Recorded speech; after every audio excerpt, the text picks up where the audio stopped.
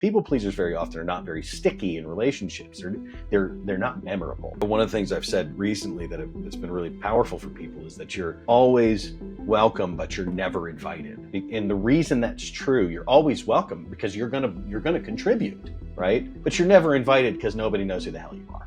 To me, when I thought of how I was living my life, it was always like, will this other person like me? That's why I'm doing it, right? So the focus was never on them. It was on me the whole time. It's just a reflection, right? My giving was a reflection of my inner looking on me. And we are social beings. We are meant for community. We are meant for that. You're built for it. And that goes all the way back to tribalism. Like, there was no such thing as a lone wolf, right? Because if you went alone, you died. That was how it worked. We are wired to be basically pack animals. So now, as a former people pleaser, what I try to do most is...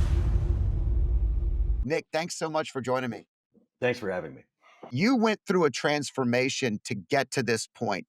Give our audience a brief idea of why you stopped pleasing people. Why I stopped? That's an interesting question. I think the reason that I stopped people pleasing or stopped being a people pleaser was more around what it was costing me. So I had this kind of moment of realization when I was 41 and I was 40 at the time. I was sitting in a Airbnb in Huntington Beach, California, having lost everything for the 40th time in my life or whatever. I had no girlfriend. My dog, she stole my dog, and it was just it really was a country song. And I had renovated this RV because I thought she and I were going to travel the world or travel the country in it. But really what she wanted was to live in Minnesota. And I was just trying to do this thing, right, where I had I gave to her so she would give to me. So I had this kind of, tacit agreement where, if I gave her enough and then she would give me enough, right? And I was really, if I look back on it, I think in that situation anyway, I was just avoiding an inevitability, which was a breakup. We were never going to work, and I didn't want to admit it because I didn't want to be lonely. Well, there I was once again, lonely, sitting in a room. I had to sell my RV that I had renovated, and living on COVID unemployment. This was right post COVID, it's January of 2021, and so there's not a lot to do, and none of the restaurants are open, and there's nowhere to get a beer. And it was, of course, I was doing that because I was sad, right? So I got to this headspace where I sobered up after about 2 weeks of that, and did a year sober after that too. But it was probably about 3 months in, I think around March 4th, where I was writing a lot on my computer, and I was just having these sobs. I just kept crying, crying as I'm writing all these messages, and I had this one moment where I just went, Jesus, I've never lived anything for me. I've never done anything that was expressly for me. It was always to make everybody else happy, or to be a good boy, or to be a good husband, or to be a good dad, or to be good, right? And when I had that kind of moment, for me, it's a heartbreaking moment, number one. Number two, when I saw it, I really snapped in my mind. And I was like, I got to do something for myself, because I'm not, impulse control when I'm angry doesn't exist. So I was pissed, and I was like, I Googled what countries are open after COVID, and Costa Rica popped up. And I thought, it could have been anywhere. I would have gone anywhere. And I was like, all right, Costa Rica it is. So I booked a plane ticket. And I was just going to take a 2-week jaunt, and I couldn't afford it. So I just got the cheapest Airbnb I could find. I got the cheapest ticket I could find. And and I was just going to go down there, and I was going to come back to California, regroup, and do my thing. Well, I got to Costa Rica, and so this was an Airbnb I was in, and I told my buddy that owns the place, I'm like, look, you can rent it out while I'm gone. I don't care. I'll just come back and I'll clean the sheets. It'll be fine. And he's like, great. So he started to do that. I was down there, and I called him and said, hey, I'm just not going to come back. And he went, what do you mean? And I said, I just booked a ticket to Mexico. And he goes, what are you going to do in Mexico? And I'm like, don't know, but it's open. And so I just started chasing these open signs and trying to find myself through making these videos. And I did some amazing things, Scott. Like I learned to surf and I learned to tango. And I had, over that timeline, I also had amazing wine and food. And I met beautiful humans and, one of the greatest love affairs of my life. And that's still ongoing, by the way. And so I had these amazing experiences through just saying like, I'm going to do me now. And whatever that looks like, I would rather be broke and be myself than to do anything else. Um, in the service, not in the service of others, but in the service of pleasing others. And I also had that realization. It's like I wasn't actually serving other people. I was in the service of pleasing other people, and it's a vastly different way of living. The latter, of course, being very selfish. So when I looked back on it, I also got mad as I really processed through this idea of like people pleasing and being a nice guy, um, how self serving I had become and how selfish I was.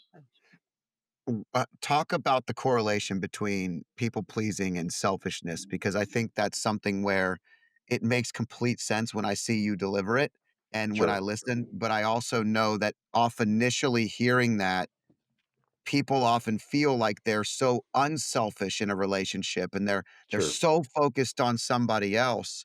Um, but there's a distinction there that's really important to sure. talk about. So genuine giving, generous giving, comes from wanting to help other people meet their needs. Pleasing giving comes from a place of you needing them to help you meet your needs. And that distinction is really important, right? Because that means when you're doing this people pleasing activity, you're actually engaging in a form of narcissism in many ways. In that, and it's and don't come for me in the comments. I know everybody's a narcissist, but the, you're engaging in a really higher form of selfishness because you're saying, okay, well, if I give everything I've got to everyone else, then they'll meet my needs. And not only that, they're responsible for meeting my needs and they're responsible for intuiting those needs. I never should have to ask. Right. And to me, when I thought of how I was living my life, it was always like, will this other person like me? That's why I'm doing it. Right. So the focus was never on them. It was on me the whole time.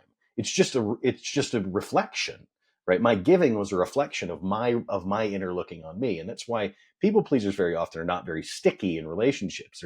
They're not memorable, right? You don't have a lot of these people. One of the things I've said recently that's been really powerful for people is that you're always welcome, but you're never invited. And it's just such a powerful distinction. And the reason that's true, you're always welcome because you're gonna contribute, right? But you're never invited because nobody knows who the hell you are. There's no depth. There's Right, no depth of the relationship. At the end of the day, right, what happens when you're focused just on giving someone what you think they want, you're not spending any time sharing anything that you actually want, so nobody right, knows who the hell you are, right? right, Isn't that part of the challenge? right. Um, and it's this inauthentic way of being that causes us as humans, or as people pleasing humans, to never also understand who we are. Right? So if I Right. don't know who I am, how are you going to know who I am? Also, in that vein, if I don't know who I am and you don't know who I am, how does anybody know what my needs are? So when you put it in the context of that, it's like, oh wow, okay, maybe this is an unfair way to treat other people too, right? Well, I think a good relationship starts with giving of yourself to somebody in an authentic way, right? And the more authentic we are, the more we open up ourselves and have the true self conversations, the more someone either likes you or doesn't like you. I Right, I did a video the other day about parenting, and it was talking about accountability and the lack of discipline and some of these things, and a couple people came back and were like, "Hey, this is really gonna piss some people off, huh?" And I was like, "Why?" If it does, that's okay because at the end of the day, it's what I believe. I'm not Right. trying to adjust myself or my beliefs or what I've seen to be successful so that I help someone else feel good about their mistakes and their Right. disasters that they want me to actually look at and say, well, it isn't all that bad. No, it's awful.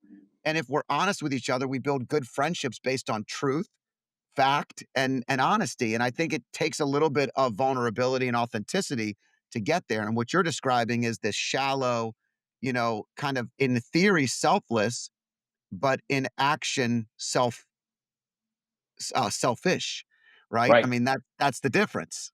Right. So so it's so there's this thing that exists in that world, and I talk about it sometimes around transactional relationships. And the reason the relationships are transactional is because you are a transactional person, and it's and it's really complicated. But it's actually not very complicated. It's actually a pretty simple formula, but it's a really hard thing to execute on the back end to fix, right? And what I mean by transactional is like you give to get acceptance and love.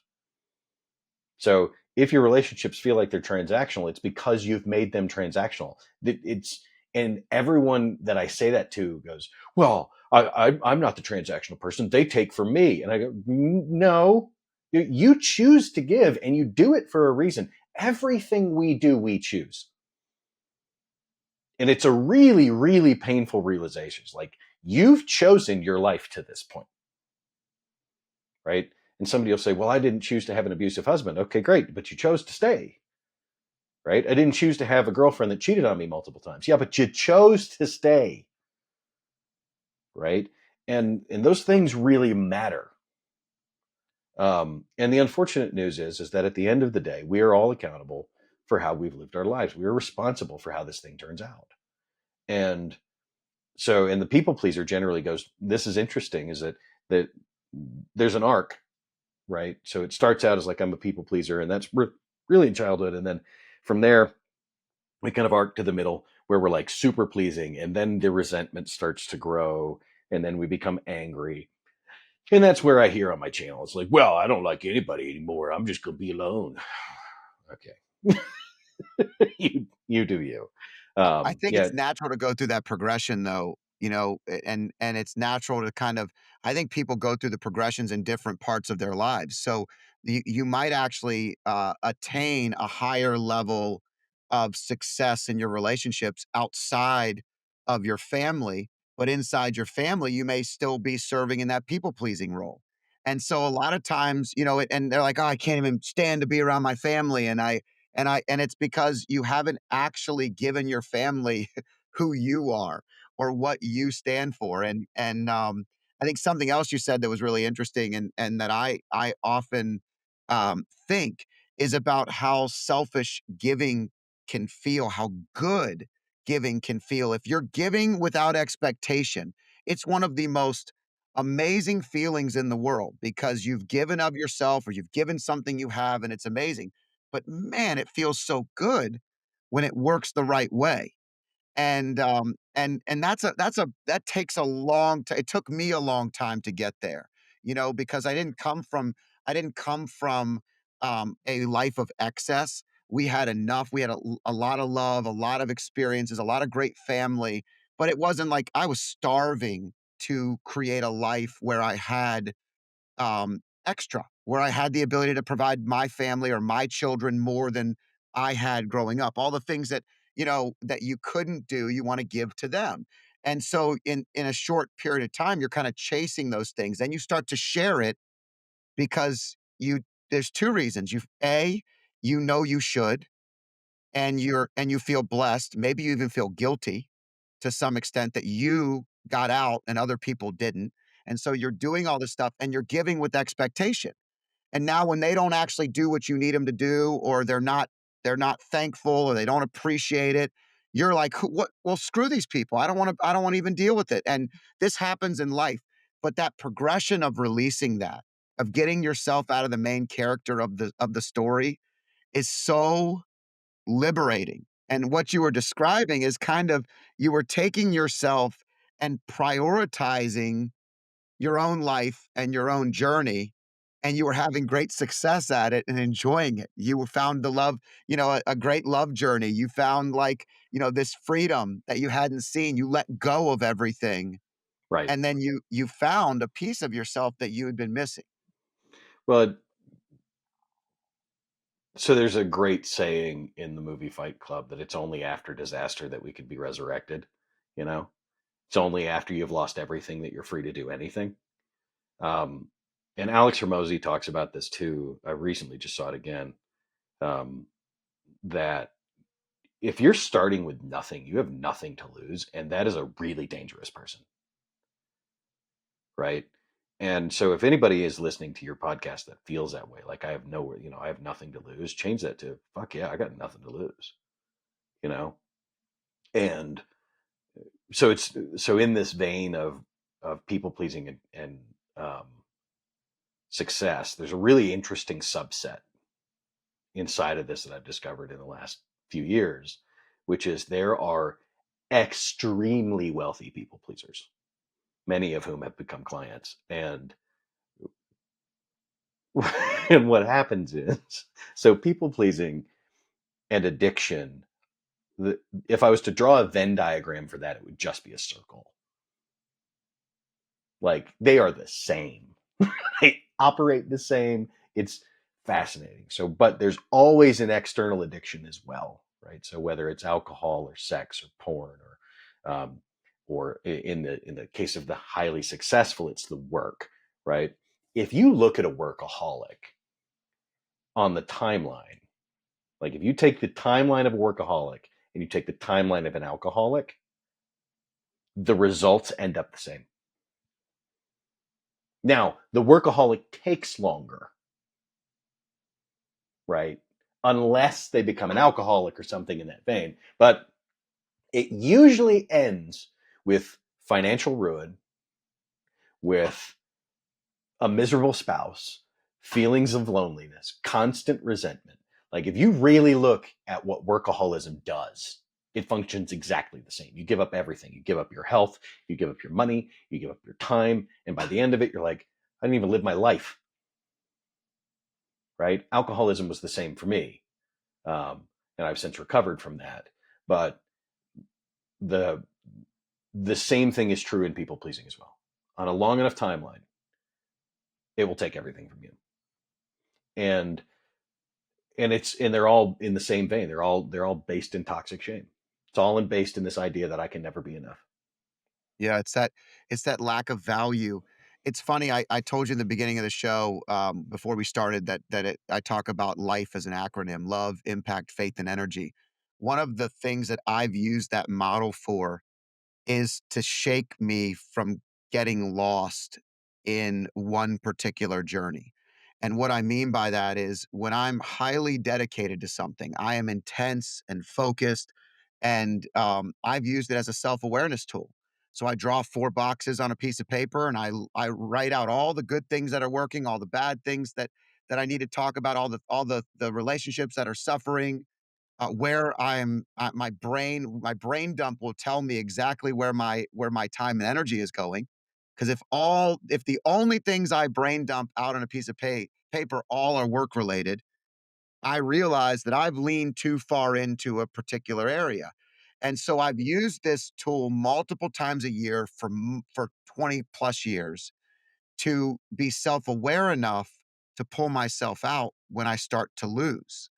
And it's because it's natural. I think it's natural for people to, especially when you are passionate and intense, when you're into something and you love it and you're willing to give all of yourself to it. I think there can be a little bit of a loss of what your priorities are, and so that self-awareness has helped me stay a little closer to to who I am and what's important to me. A great example is something as simple as faith.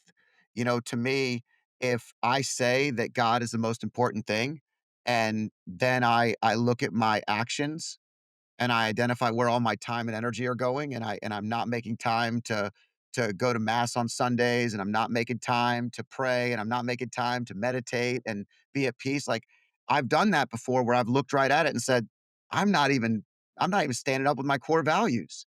And so now I just simply write out a couple ways to do it, and I can adjust or change. But I don't think everybody really I don't I'm shocked, I should say, at how many people struggle to be self-aware enough to be able to come out of that. Even in something other addictions like alcoholism, or these are things that it's hard to see when you're in it that you're losing yourself. Right. Right. And, you know, it's interesting because that's the point of addiction. So if you look at, it's more than that. You know, some of the research now is, especially if you're looking at people, so ADHD and addiction have a very high correlation. They're not, let's not say that they are, we'll say they're complementary, rather than, you know, they're correlated. But we see a lot of people with ADHD and ADD that have addictions. And part of that is that the ADHD brain, of which I have very, very highly, um, tends to be very future focused, and it doesn't allow. So that's why we get overwhelmed. And so when we drink alcohol, what happens is our brains go, and I can get into the now, right? Which for me can be very nice sometimes. But when I was in when all you see on the horizon is awful, then you don't want to be in that moment ever, right? And that's where I think that's where people pleasing and addiction for me got really bad. Is like all I could see on the horizon was more of the same, and I had no idea how to get out of that pattern. And I'm like, Jesus, this is going to be terrible. My life sucks, and it's going to keep sucking. I'll drink, right? Now I look on the horizon and I see nothing, which is interesting, right? So rather than being hopeful about the future, and rather than and you know living in those moments where it's like, wow, I have such a bright thing coming, I actually see nothing, because I can't, if I focus on outcome of everything, I torture myself to death, right? And then I'm like, oh God, because I have I've got the ruminating brain from a disastrous childhood. It tells me everything is scary, right? So if I look forward, all I see is doom. So now, as a former people pleaser, what I try to do most is, okay, if I focus on outcome, I will suffer. So I just don't focus on the outcome of my giving anymore. I don't focus on the output plus outcome. I just output to humans in the most generous possible way I can, in the most loving way I can, when I can, right? So people pleasing, in my estimation, is not about learning when to say no or how to say no. It's learning the most appropriate times to say yes. Yeah, And and you're focused so much on that present state too. I mean, right. that is a very difficult place to go. And I've been ADD my whole life. Oh, there it I'm is. so far in the future that even the decisions of where we're going to eat for dinner, I'm already thinking about what the next meal might be tomorrow. Or I start every day. Part of that's just the Italian part of me where I think of every meal through the day. Um, but I you start know, my planning give dinner at breakfast. Yep. yeah, my give a shit factor is 1,000% at Right. everything, because when you're looking so far into the future, you're thinking of the recourse, the outcomes that could all come up that you can't control. Sure. And so there is peace and presence. I think when I look at the professional athlete conversations, there's always some special recipe, which is the present state and practice. They fall in love with practicing and the training. And by falling in Right. love with the training, they become the best. But Right. most people, like myself as an athlete or anything that I did, it was all results and outcome based. Right. And so as long as it was results and outcome based, I just wanted to game. I just want to play. I Right. just want to show up. And I've had conversations with so many athletes that they're like, no, I fell in love with the everyday. Right. What you're describing is kind of being in that present state allows you to focus a little heavier on the quality of the yes Right. and cutting out a lot of the no's. Well, and it's both. So it's interesting because to train people to say yes appropriately, I have to train them to say no first. So so um one of the things I love to do with my clients is to do what I call the no game, where they spend a week saying no to everything. Even if they want to do it, they have to say no to it. Right. And the reason is because their default response to everything is yes, historically. So there's two things you realize when you do that game. Number one is that your yes has become meaningless.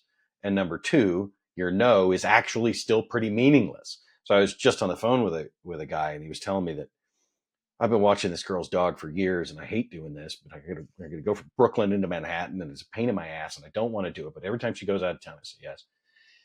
And so she called him, Is I the guess, worst. last week. That Right. is the one of the worst things is watching someone else's dog. Even though you wanna help them, it is Right. painful. It sucks. Like, you know what? If you want to go on vacation, save enough money to board the damn dog.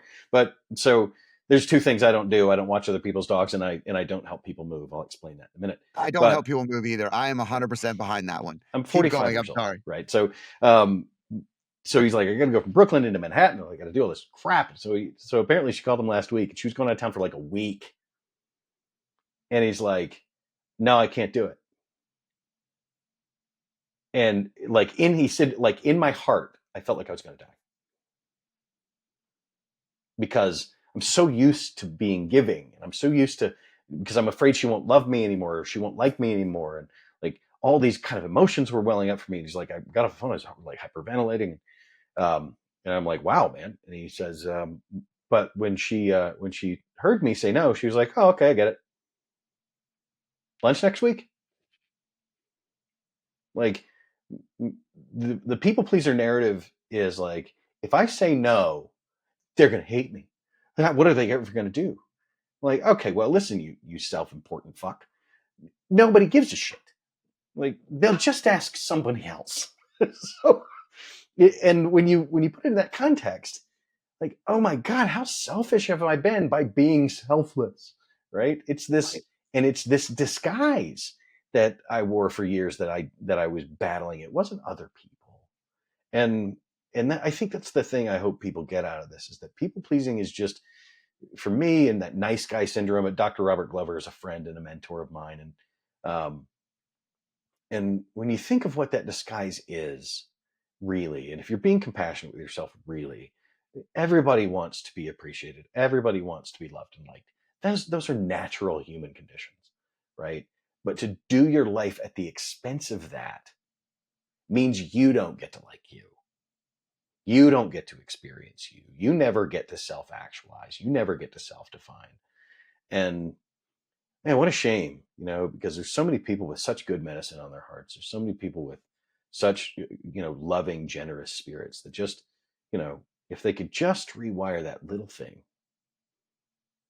they would be so much more joyful in their giving, and they would have so much more abundance in their life. And by the way, I'm not an abundance preacher by any stretch, but I almost hate the word, that one, and manifest. It makes me want to just throw myself off the 22nd store in my building here. Um, so, but how much more abundant would your life feel and be if you just allowed your giving to be what it was supposed to be? It's great, and I think it's really interesting to me because the same people that give all of themselves for other people and never consider themselves are the same people that struggle to receive anything from anybody. And and that is the most interesting. We have this discussion all the time when people do small. My wife and I do a lot of big things for a lot of people, and we have been greatly blessed, and I'm happy to do it, and I am, somebody that really, really has worked hard at being able to receive now. It's been difficult. Like sometimes you go out to lunch and you're better off financially by a lot than somebody else. And so you feel like you need to buy all the time. And that is so disrespectful to the other person, but it takes a while to get there. Or somebody does something small for us, and my wife's like, hey, why don't we give them a bottle of bourbon, or let's give them, and I'm like, we we help them all the time. We're helping each other. This is part of our friendship. And it's give and take from what the well is that we're both good at giving of. And but I had to work super hard. I'm not criticizing because I had to work super hard at getting to that point and being aware. And I found that so many of my friendships where I had the best friendships, the deepest relationships, came from people who just flat out refused to let me pay for something, or were like, "No, no, I'm not sitting here with you because of that. Shut up. Put your wallet away." It wasn't even like I was bawling. It was just that I just felt like I could do it and I could figure it out. Put the weight on my shoulders. I don't care, and that's not healthy. And, to get there is difficult, but I think when you do find yourself past that, or maybe, recovering on a regular basis, because let's be honest, right? We probably need to go through different iterations where we find ourselves slipping back into some of these patterns at times, and we have to pull ourselves out, much like addiction. It's probably very difficult to not see some of those things pop back up in one's life because it's embedded in you. It's something that gave you a feeling that you remember, that you liked. Maybe you didn't Sure. like the outcome, but you liked the The the feeling. calm of going, as you said, from crazy wide long to right here centered. Right. Um, it is super interesting. I wonder, very often, um, what does it mean to be alive? And it's not what is the meaning of life, but what does it mean to be alive? Right? The meaning of life, I think, is to just do the best version of you until you can't anymore. And that's a daily progress. But when I think about the idea of like being alive, that's not just existing, and it's not always about other people. But in many regard, I also think that purpose comes from really how are you contributing to the community at large rather than, and that, so it's kind of a weird distinction, right? It's like contribution isn't people pleasing because contribution requires kindness and kindness requires honesty. And, so we are social beings. We are meant for community. We are meant for that. Like, we're built for it. And that goes all the way back to tribalism. Like there was no such thing as a lone wolf, right? Because if you went alone, you died. That was how it worked. So we are wired to be basically pack animals, and that's why cities fill up, and that's why, that's why even we have towns, even in rural communities, we have towns, right? Because people want to get together, be people. Um, so I often question myself now as I look at what I do and the impact that I can have is what is my value to the community, right? And is that increasing? And if you start asking yourself that question, you get out of the way of this people pleasing mentality, and then you can do just as you said. There's a funny example of buying dinner. I had dinner with my good friend Mike Pridgeon last night, who does a show called Mike Needs a Plan. He's a weight loss guy and really really great. Um, and he and I have become friends over the last few years. And but we got to meet for the first time in person yesterday, and I was like, I got to buy dinner. It makes me happy. I love to buy dinner, so I bought dinner. But he then took me out for dessert, and I was like struggling in my body, like I It's can't do hard. that, I mean, right? I always say I always buy first so that it's not Sure, awkward. So part of my strategy is, if I especially if I like somebody, I buy first, and then when they say, "No, no, no, no, I'll get it." I'm like, "No, no, no, let me get it." And then we get to do it again, and it's on you. So right, now we've established a boundary. I'm fine with you giving of yourself, but now there's a secondary option. We went out with one of my sure, good friends they live in our neighborhood, and we have not gone out a ton, but we have a really good time when we do. And we go out, and it was a large tab, and it was a fun dinner. We had some wine and had a good sure, time, and I like picked it up. And I know they can afford it. It wasn't like an issue, but I had a good right. time. I kind of wanted to make sure that we did it again. So it was another reason that kind of gave us a reason to get back together again. And so, sometimes it just kind of takes away that awkwardness, if it makes sense. It really does. So when I so that story about community for me, right? When you go back to really what is that? If you look at the root word of course, of community, you're looking at communal and commune, right? It's a give and take. It's a mutually beneficial relationship. Um, and Dr. Glover calls that a cooperative reciprocal relationship. Um, what would I have been taking, how would I have been contributing to Mike and I's community if I had paid for all of that? Then he wouldn't have gotten to feel like he contributed, right?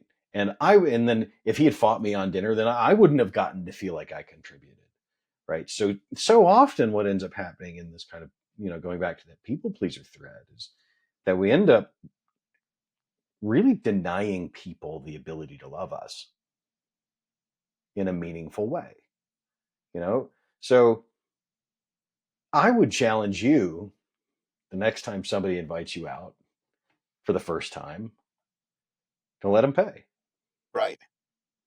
right? Because in that way, you're actually giving. Um, my girlfriend, now my fiance, still getting used to that, is a wonderfully giving homemaker. And so like she'll ask me if I need something. Do you want cookies? Do you, can I make steaks tonight? And I'm like, no, it's fine. And I still to this day, try to people please. And it's not a masculine trait. It's really not. Like it's not, it's kind of the lower masculine and lower feminine are both people pleasing, right? Yeah. And finally, it was only this year that I discovered that in myself, that I wasn't allowing it. And so now I've started to ask for things, and it's weird. I'll be like, hey, we're going to have tuna for dinner. And she's like, great. Like she's so excited about it. And I'm like, what's thrilling about this? And then I've kind of learned through, that passing of time and me doing it more, that that's me leading. Right. And, I love you Christians. I really do, but I just can't believe in God. So, but I love I love a lot of the work in the Bible for a couple of reasons. And, when you think of how we're supposed to lead our households, it's through that, right? Right. Um, and it's not to say that everyone should be subservient to their man. Like again, don't come for me in the No, fucking but there's a comments. But playbook that works. There is a right, playbook that works. And it's and it it's like it's always like Bill works. Belichick won a bunch of Super Bowls, and we can claim it was Tom Brady or it was Belichick or it was the supporting cast, the offensive line. The Sure, reality is Belichick had a playbook that worked. right. And when the right people were put into that playbook and executed properly, it works. And to be honest with you, it is a challenge. I look back. My mom listens to this podcast all the time. I always say this, and she is the ultimate people pleaser. So, mom, this is a great one as you listen to this. And a lot of Hi, mom. moms, and a lot of moms are like this, by the way. And when their kids go off to college, they really struggle to find themselves because everything they've been doing is about somebody else, right? But when it comes to food, my mom would make the most amazing meal out of nothing in any my I have 2 friends in the restaurant business today. One's an amazing chef, the other's in wine, and, they both attribute my mom's ability to whip something up at the drop of a hat from, like, 3 ingredients that just turned out to be amazing as something that triggered them into career choices, like, things that they Wow. love in their life. And so through that act of service, I know how powerful it is. I also am the same person that when my mom makes a spaghetti sauce and I know it's not her best, I will go in the kitchen and be like, "It was good, a little acidic on the sauce, mom." And Right. she'll hug me and kiss me, and she'll be like, "Thanks, you always tell me the truth." And it's not out of non-appreciation. I'm grateful. I Sure. ate the whole meal, I thank her, but I've learned that our relationship is one of honesty and integrity, Sure. and that I want her to give me that same feedback. I want her to tell me if something's too much, and I Right. want her to tell it to me from her perspective, not how other people think or feel, but how she thinks and feels. And, Well, you're it's just a good describing, conversation. right. You're describing what kindness is, right? To be kind to your mother is to give her feedback, right? So if I'm screwing up and I have a bunch of nice friends, they're going to tell me, no, you're not screwing up, man. Everything's fine. You're great. You're doing good. Right. But if I'm screwing up and I have a really kind bro that knows me well, he's going to go, hey, you're getting fat. Right. Um, or you're screwing up, or you need to slow down your drinking, or whatever, right? Any number of things that a really kind person will tell you, because to be kind is to be honest, and to be kind to your mother is amazing. A lot of people are really nice to their moms. They tell them exactly what they want to hear. Yeah, you're being a great mom. I love you. Your spaghetti sauce is perfect all the time, ma. Right? My mom and I have a very interesting relationship in that if she's listening to this, she knows very well that she cannot cook. In fact, I don't let her do it when I go to her house. I would rather her never make me another meal again. But if anybody comes for her cookies, I will break them in half. Right? So when you realize that about your relationships, that you can actually have meaningful dialogue about what you're good at, what you're not good at, it's really powerful in marriage as well. Um, my girlfriend, my fiance, still getting used to it. My fiance now, is marvelous at a lot of things that I'm terrible at. She keeps an immaculate home. She decorates in ways that I would never think of. She cooks, holy God, it's unbelievable. She is also extraordinary at detail and logic, where I function extremely poorly. Like, I'm a very high functioning CEO mindset type with massive ADD. I'm all over the damn place, right? So without somebody in the operations department of my life, it fucking falls apart. So she is the best operator I've ever seen, right? Whereas I'm a more visionary, let's do the big thing, and she's like, yeah, we got to execute a few things before we do that. So it's fascinating that we're able to then also tell each other where we're getting out of our lane, right? And I think I wish in my life I had more people that knew me well enough, and it's not their fault that they didn't know me well enough. It's my fault that they didn't know me well enough, because I was giving to get. I was that guy. And I think the biggest regret I have, and I don't believe much in regret, but there is some, is that I never learned to give with kindness until I was in my 40s.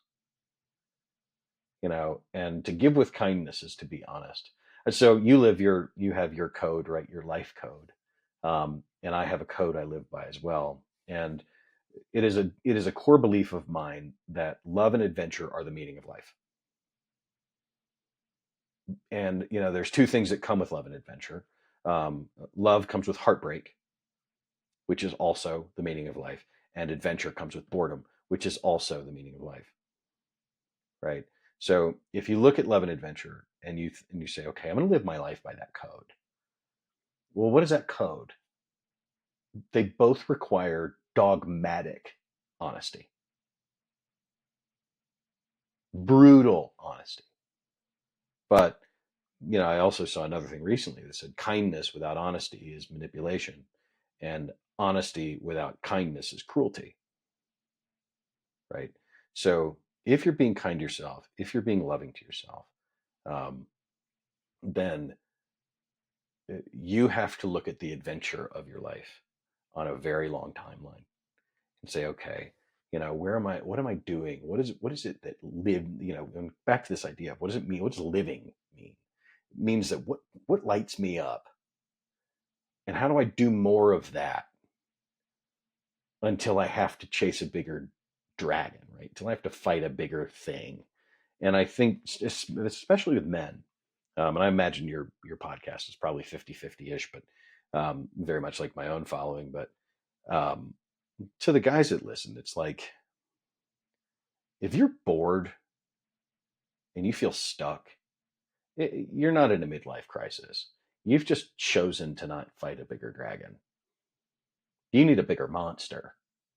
And because men, you know, I said this on Chris Williamson's podcast recently too, and got me a little trouble, but I'll say it again. Um, Contrary to the popular narrative, men and women are fundamentally different, and women's emotions, when they're charged, are like a storm, right? And there's lightning, and there's thunder, and there's lots of thinking, and there's big conversations that have to happen. We have to kind of go through every iteration of what might be wrong, and it's a lot, right? Where men's emotions are very linear. If you look at what women are great at. They're great at intuiting danger, and they're great, they're high in intuition and high in predation detection, which means they're constantly intuiting what could go wrong. That's a I can't imagine living that way, except for I did when I was an alcoholic. I was constantly trying to figure out what was going to go wrong. So when you put them in that context, then you look at what men were great at. Why were they like that? Women, very specifically, is well, they were in charge of making sure that the babies got raised, and to do that, they needed to know where the danger was. Well, what are men designed to do? We're designed to hunt, kill, and protect, which means our emotions are very linear, right? So the male emotional frame is very violent, right? And why people pleasing is so dangerous in men is because we then struggle to make male friendships. And without male friendships, we have nowhere to take our emotion. And that's what makes us crazy because we can't take them to the women in our lives. Our big emotions are way too scary for women. It makes us the predator, right? Yeah, So you but bring, to that Nick, to that point, real quick, to that point, what's happened to men, and this is so obvious and real right now, and that is the more relationships have become um equal in theory. So they were not always like that. Males dominated most of the relationships, the decision making for generations. I mm-hmm, always say this, I woke up and immediately was sharing 50-50 of, and I say 50 jokingly because my wife still did 80%, but in my sure, brain it was 50-50 of how we were taking care of the kids, waking up in the morning, giving them a bottle, like changing their diapers. My dad didn't change diapers. I don't remember any, giving my siblings bottles. Like, he went to work, he came home, he played sports, he came back, he had a group of friends he was with on a regular basis. Like, I woke up and all of a sudden it was like, hey, you're gonna go play soccer again? That's twice this week. Like, what about, we had these different conversations. And what, to your point about the men, so many of them in these newer style relationships of the last 25 years or so have seen, they dedicate everything to their family, and there's no outlet. There's no male outlet. There's no way to get out aggression. I think of all the years in the soccer field that I was literally able to shoulder somebody, hit them, running full speed, feeling alive. I mean, one of the funniest stories is me and this guy went at it all game, and men's league. I mean, we're not talking about anything like super fancy, but we went at it all game and chirping and hitting each other and just, I mean, defender, and I'm an offensive player.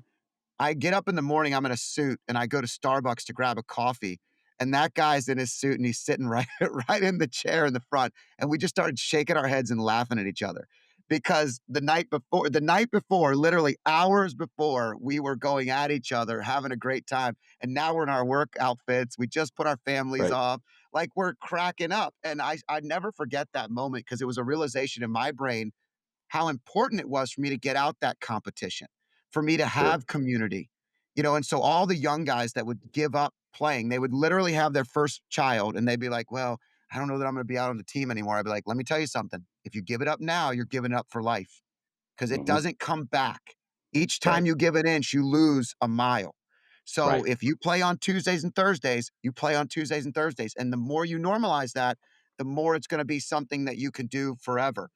But I think to all of that, a lot of people, a lot of men are waking up today, to your point, and not feeling like they have a community. There's no more, very few Lions clubs, Rotary clubs, right, service organizations, the Moose Lodge. Like, there used to be men's groups.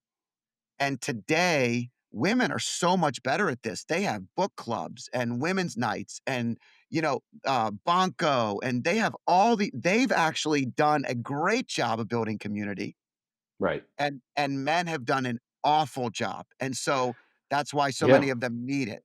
Well, and if you look at why that is, so there's a couple of components that they've now kind of realized scientifically. Number one, when men hang out with men, our testosterone increases by 20%. That's scientifically proven. Um, so the average guy needs 3 guys' nights a week. Average. That's craziness if you look at the narrative we've been taught, right? Well, When are women supposed to have nights? As many as they need to. Like they should have three as well, right? And then you got to figure in a date night, right? And you got to do all this stuff. Yeah, life is responsibility. I'm sorry, like you're gonna have to do shit. And so my new, I actually don't love this activity, but I do it because I like the guys that are there. Cigar night, I do it on Friday nights. Do you go to, Um, like, a cigar club, or what do you yeah, it's like do? a little cigar bar that is close to the house, and you know, Where remind me where you're located at again? Denver, Colorado.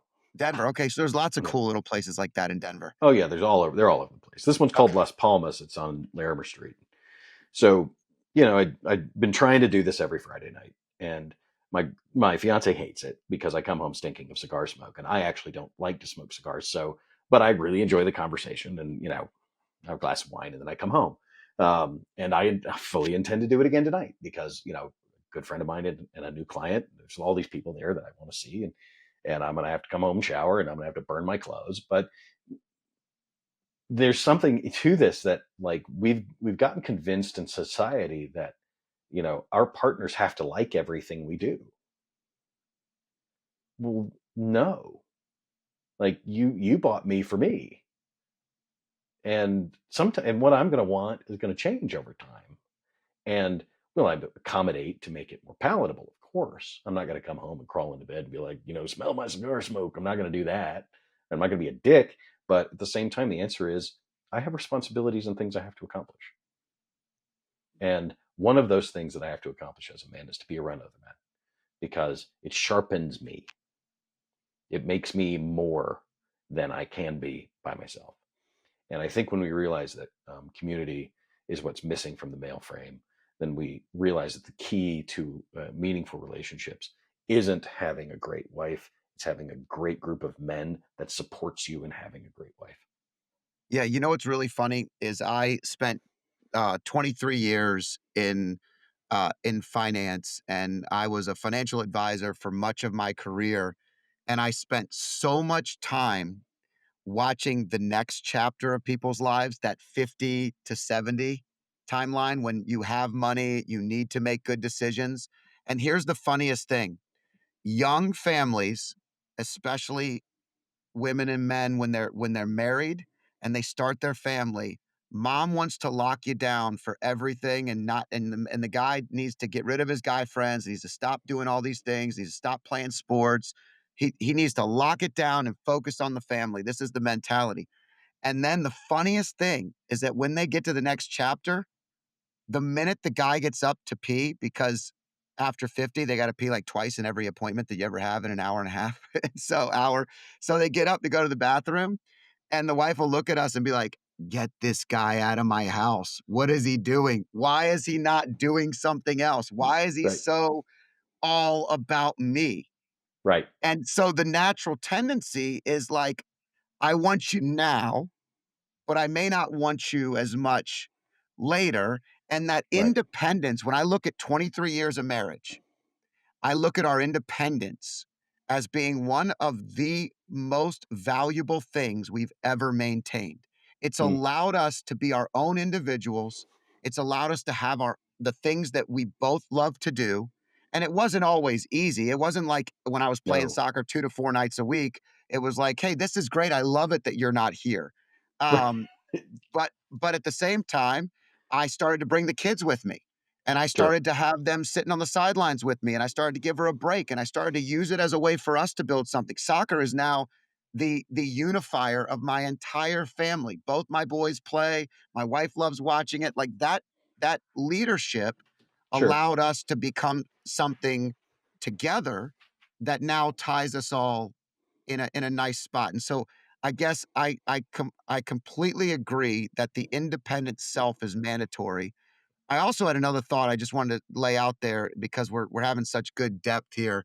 When you talk about people pleasing and you correlate parenting and relationships, one of the interesting things is when you're independent, it's a lot easier to respect and admire you versus Hmm. when you're only doing everything for your child. Like if you ever think, or your spouse, like if all Right. they do is serve you and they never do anything for themselves, there's usually a lack of respect there, and it's this enabled, entitled mentality that isn't the healthiest thing in the world, and that comes from that, as you would call it, that selfishness of people pleasing Right. actually means people respect you less. They admire you less. They want you around less versus watching you saying, "Man, I love the way Nick has that cigar night with his friends." Like, he hates cigars, but he loves going out with the guys and having that conversation, and it's funny, it's a good conversation, it's something that's interesting, and I admire that about him. It gives you something to hold on to. It and for so many, this is very true of kind of the male population of this, which we all call nice guys. Um, and you mentioned earlier, is like once you give it away, you're not getting it back, right? Well, I disagree with that assertion. It's going to be a fight to get it back, You could take it back, right, I got it. right? And so, so often what I find is that when men start to take their lives back, there's an initial blowback. But if I was to put it on a, like a graph, the more you take your life back, the more sex you start to have in a marriage. It's fascinating how it happens. Like, I had one client who, it was the littlest thing. He was like, I've always wanted a bathrobe and I've never owned one. I'm like, so buy yourself a bathrobe. And he's like, what do you mean? Like, just buy it? I'm like, yeah, just buy it, bro. He buys this bathrobe. His wife hated it, but she slept with him same day. Like, hated this bathrobe. And he's like, what else should I do that she hates? And he's like, I'm going to join a cigar club, incidentally enough. And so he did. And then, like, more of that kept happening. I'm like, and I'm watching this. It was just fascinating. It's like the more men behave as men, the more attractive we are. Weird, right? The more placative and indecisive, and it can be and it can be anything.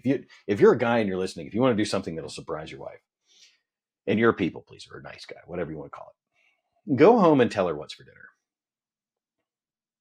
Don't ask. Make a decision. Just say, tonight we're having steak. Here they are, right?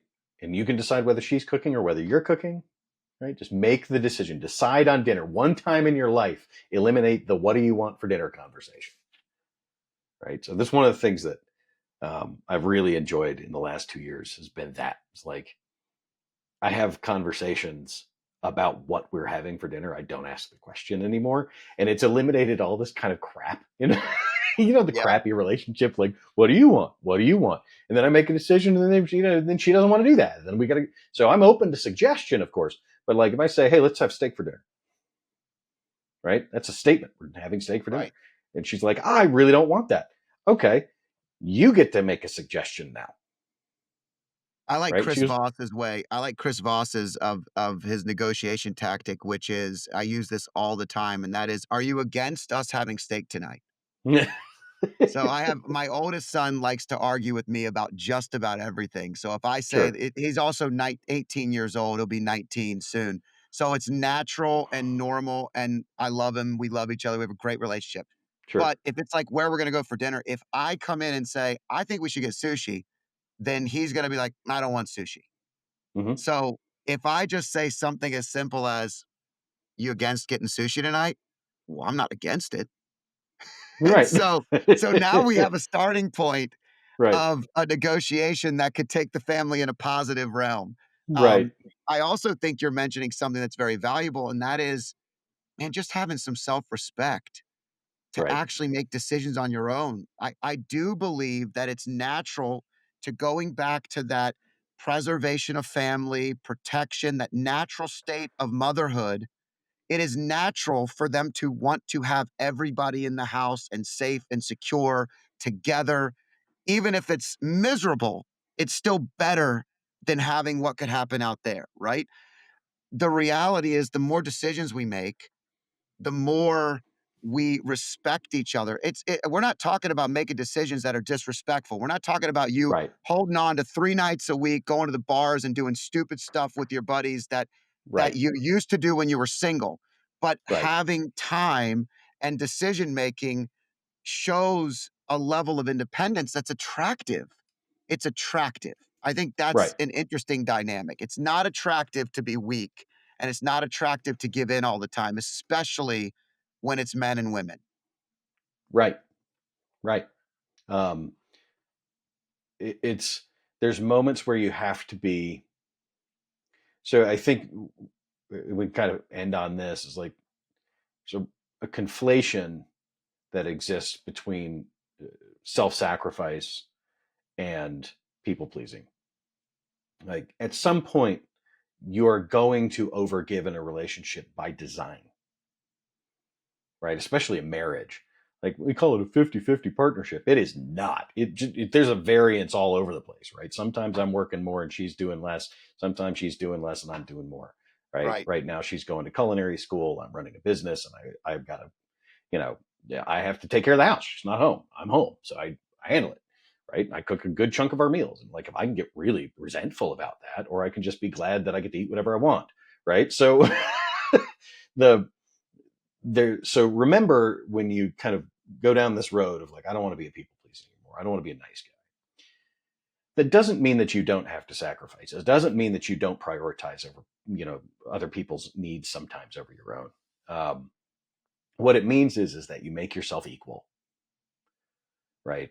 And you decide from a position of equality in terms of importance, right? So if you make everybody else liking you the most important facet of your life, then you are never going to make a decision from a place of equality. If you learn to make decisions from a place of equality, what you'll find is you are able to sacrifice in a meaningful way in the way that other people need, not in the way that you want to do it to make them love you. Yeah, it's powerful, and I think marriage, any relationship, even an engagement, which is new to you, as you said a couple times, Sure. it really is something that requires in my 23 years and 27 years of being together, there are times where we both are giving more and the other needs more or vice versa. And you know what? Proudly, I would do that in my marriage and proudly I would do that for my kids and I would do it for anybody in a relationship. Right. That's what friendship and kindness and authentic relationships are all about. So I love that comment. Nick, if somebody wants to find you, if they want to follow you, I know you have a big Instagram following and it's grown since you've the more and more honest you are, the more and more you put out good stuff, people are appreciating it. What are some ways that they could follow you and learn from you if they wanna pick it up and continue this journey? So on Instagram, it's at the people displeaser. That's pretty much true across all channels except for TikTok. Um, and if you want to just go to thepeopledispleaser.com, you can find me there too. You can find links to all my socials. It's probably the easiest. Um, and then we do have a book coming out in 2027, and I'll tell you more about that, on the next one. But be looking out for those announcements because they're coming. Nick Pollard, it's been a pleasure. We'll do the next one from the Cigar Club maybe, I love it. live.